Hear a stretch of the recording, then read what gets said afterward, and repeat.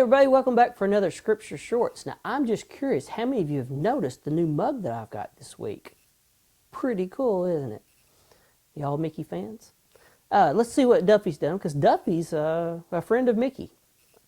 So we've almost got our complete border done, only 2 left on the border and 4 in the center to see what our special story will be highlighted here at the end of this week. Well, I tell you what, I'm excited to share tonight's story with you in the next couple of nights. I'm always excited to share. But these are some early Christian workers that helped Jesus that may not be as familiar as some of the other people like we've been talking about, like Peter and Paul and Noah and Moses. All those are kind of household names, if you will. But tonight, this guy that we're going to talk about, I think is one of the most courageous, most brave, shows some of the greatest faith of anybody in the Bible. His name is Ananias, and he is a courageous helper. And here's his picture. And I kind of explained to you why I think he's so courageous. He's being told to go see a guy named Paul, who used to be a guy named Saul, who persecuted Christians, and he's a Christian. That takes a lot of faith to help out Saul/Paul. All right. Ananias, I want you to do something for me. Jesus spoke to a man who lived in Damascus.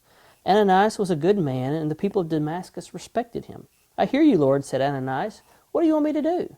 I want you to go to the house of Judas of Damascus. Jesus said, he lives on Straight Street. Ask for Paul from Tarsus. Paul is sometimes called Saul. He is there praying, and I have told Paul that you are coming. Ananias could not believe what he was hearing. Everyone knew that Paul hated the followers of Jesus. He had persecuted many people who followed Jesus, and messengers had come recently from Jerusalem to warn the believers in Damascus. Paul is coming to look for followers of Jesus in your city. He is going to take them to Jerusalem for trial. See, Peter was even there when they stoned Stephen.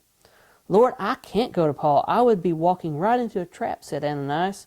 Ananias did not know what had happened 3 days before, when Paul had met Jesus on the way to Damascus. First, Paul saw a bright light. Then he heard Jesus' voice. Why do you persecute me, Paul asked Jesus. Paul was frightened. He knew that he had been wrong in harming Jesus' followers. What do you want me to do? Asked Paul. And Jesus replied, go to Damascus. There you'll be told what to do. When Paul opened his eyes, he could not see. The men who were with Paul led him to a house in Damascus. Paul prayed for 3 days without eating or drinking.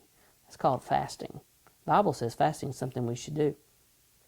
And again, Jesus told Ananias to go. He said, I have chosen Paul to be one of my servants. He will tell many people about me.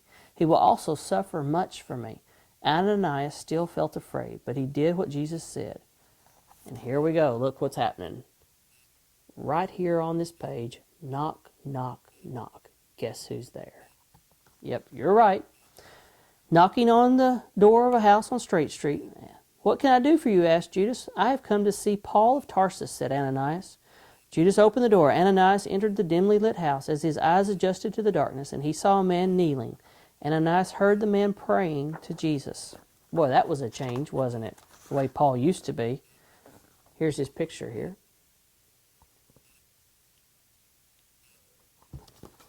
That is Paul. He really has changed, thought Ananias. The old Paul hated Jesus and Jesus' followers. He would never pray to Jesus. Brother Paul, Ananias greeted Paul. Then Ananias touched Paul. When he did that, Paul felt power fill his body. Scales fell from Paul's eyes, and he could see again. Paul looked up to see the man who had touched him. Can you imagine how great that had to feel to Paul? He'd been blind for 3 days. To have his sight back, that had to be amazing. And how brave Ananias was to go see Paul, the guy that was persecuting and killing Christians. But Paul had an encounter with Jesus. And Jesus changes you. Can't help it. If you haven't encountered Jesus, you're a different person. Ananias said, you have been chosen by God for a special purpose. Paul, you will tell many people about Jesus. Ananias took Paul out and then baptized him. Then he took Paul to meet the other believers in the city. They helped Paul as he began to serve Jesus. Years later, Paul told a crowd of people in Jerusalem about his friend, Ananias. Ananias helped me when I first became a follower of Jesus, said Paul, and I am thankful for Ananias, my first Christian friend. Don't you think it took a lot of courage for Ananias to go see Paul? I sure do. I would have been very afraid, and I probably would have come up with 1,001 excuses not to do it. Have you ever had to do something for God that took a lot of courage?